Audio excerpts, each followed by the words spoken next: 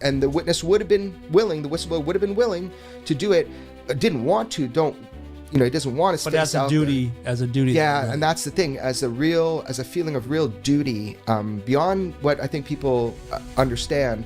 Yeah, he thinks it's important, man. So he'd be willing to do it. And I think you'll hear from him soon. Jeremy. So just saying, no, I can't predict the future for other people, but I'm just saying, I believe that you're going to be able to talk with this person on your own soon and judge it on merit. So who is actually being spoken about here by Jeremy Corbell, right? A new whistleblower firsthand. Who was he talking about? Let me know what you guys think, and we're going to be going into more depth about this. So make sure you stay till the end, because the best parts are there as always. Subscribe, notifications on, because we're always bringing out new content, new updates, and covering all angles. Like, comment, and share, because this helps the absolute most. And without further ado, get your snacks, get your popcorn, because we're going to be watching some real crazy shit, guys. Stay tuned. So, do you guys remember the controversy and drama around Michael Schellenberger and Jeremy Corbell, George Knapp, and the weaponized podcast in general? They really went after Schellenberger when asked about him, or when they were like at a show or some shit where there was questions and answers, and they basically said, ask Schellenberger why he misled the public and Congress, right? So it's going to be really interesting to see what else comes out of this. That's why you got to subscribe. Michael Schellenberger did not deliver those documents to Congress for congressional record. I did. Why does that matter? Right, that's kind of the question. So I said, first, people are going to say it's my ego. We saw that within seconds. Then, they're going to say it was confusion. We saw that day. Yeah. The one that's coming is they're going to tell everybody, just tell a little lie to protect somebody. That's the one that's coming. I'll explain that to you on another podcast. But here's the fundamental truth. The fundamental truth is why this matters is that I saw at that moment that the control system, that all the king's horses, all the king's men, they're shaping the UAP narrative again. I fucking love this saying of Jeremy Corbell so much. All the king's horses and all the king's men wanted to shape the UFO subject again. Like, the fuck, right? Jeremy always coming up with that really meme takes, so that's pretty cool. If you sit there and don't say, wait, no, that's not how it happened. That's what Schellenberger did, just sat there, right?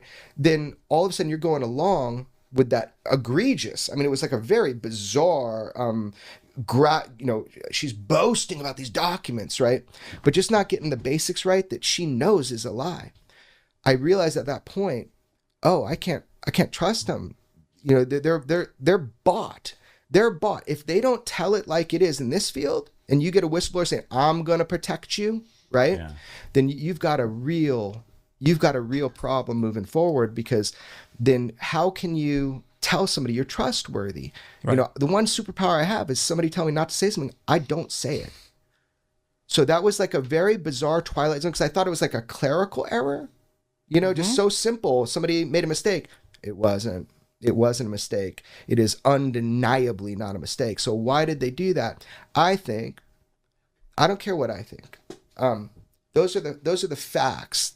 The night before, I showed the document to Schellenberger with somebody else and didn't let him have it.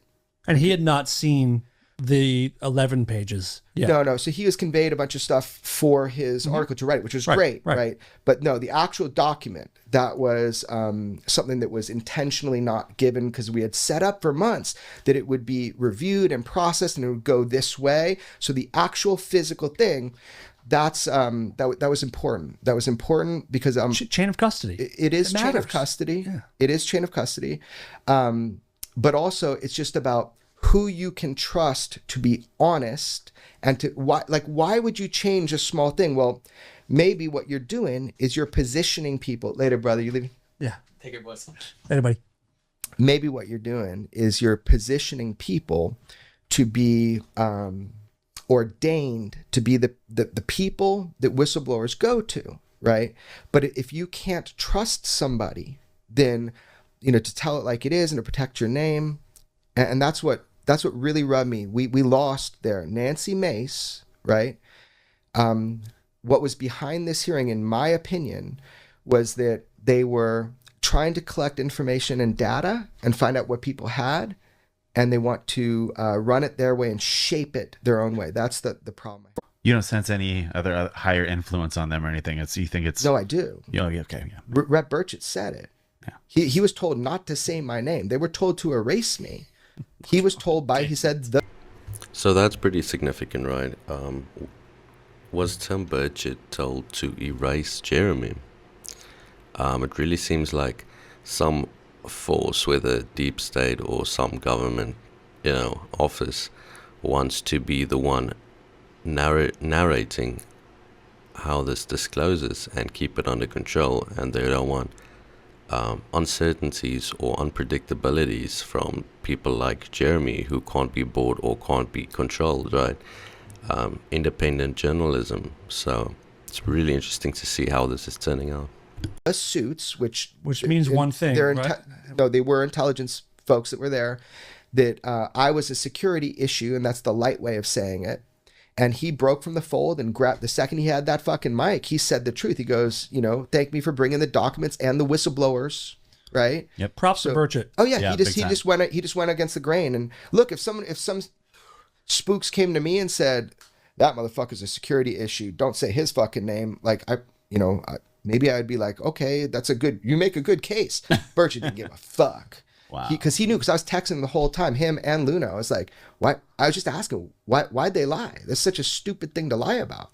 Like I saw those texts. I mean, I would say next to you, I saw some of that stuff. I mean, it was wild to see the back and forth of them being like, this is messed up. Yeah.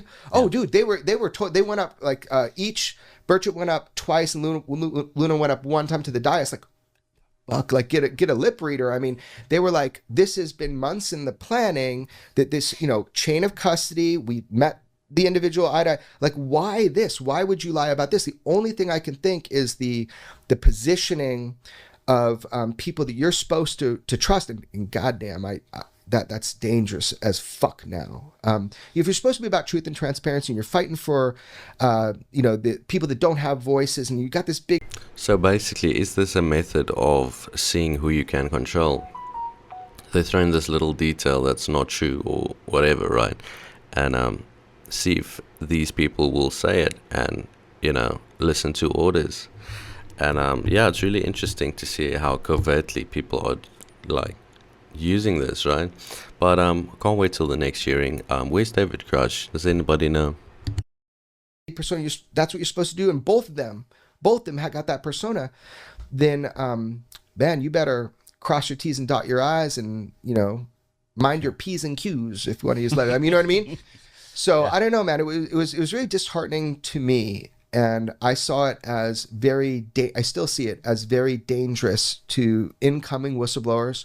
I can never bring somebody back into accountability and oversight, into Congress, and say they want to tell you what they know, because I can't trust that system anymore. Like, if they're going to lie about that, I can never do that again. I have to find a different path, or make sure that the people that I bring in, whoever they're meeting with, that I can trust them.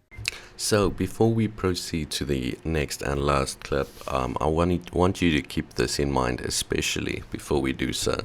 So get ready for that. The one that's coming is they're going to tell everybody, just tell a little lie to protect somebody. That's the one that's coming. I'll explain that to you on another podcast. At least for months, we've been prepping to get this document on congressional record, and it wouldn't be thrown out. It wouldn't be questioned. You get to meet the author eye to eye. Then you can judge. If what this guy's telling you is accurate information and not like passage material or some kind of psyop. But to get to that point, I needed the trust of the members. And members, by the way, when I say, hey, by the way, I have embedded somebody in my camera crew, and they're actually a first-hand whistleblower, whatever you consider first-hand. Brilliant, by the way. People have kind of overlooked that you said that during the show, that you snuck somebody in with your film crew who is the author of the Immaculate Constellation. Right. It wasn't so cloak and dagger. It was just like, roll with us in, right? But then saying to these members, like, this is an unscheduled part of our meeting. Nobody else can be in the room. I'm saying this like Rep Luna. Nobody else can be in the room. Like, if you trust me, this is, let's do this. I want you to meet somebody. And absolutely, without hesitation, to their great credit, Rep Luna, Rep Burchett, and at the time Rep Mace, they were like, let's go, tell me, show me, what's up, right? So that was kind of neat to see that go down and to be able to be there for that kind of vetting and talking. And we said, please, keep this confidential. We don't know where this is going. Again, it hadn't gone out yet through Schellenberger's article about it all. Yeah. So that was not out yet when no, they met? this is before the article came out. This was the behind the scenes shit, right? To try to get onto congressional record the statement of a witness or the witness themselves to talk, and the witness would have been willing, the whistleblower would have been willing to do it, didn't want to, he doesn't want to. But as a duty, yeah, and that's the thing, as a feeling of real duty, beyond what I think people understand. Yeah, he thinks it's important, man. So he'd be willing to do it. And I think wow, you'll hear from him soon. Jeremy. So just saying, no, I can't predict the future for other people, but I'm just saying, I believe that you're going to be able to talk with this person on your own soon and judge it on merit. Again, it's a small part of the UFO puzzle, this one program, Immaculate Constellation, but it's really important.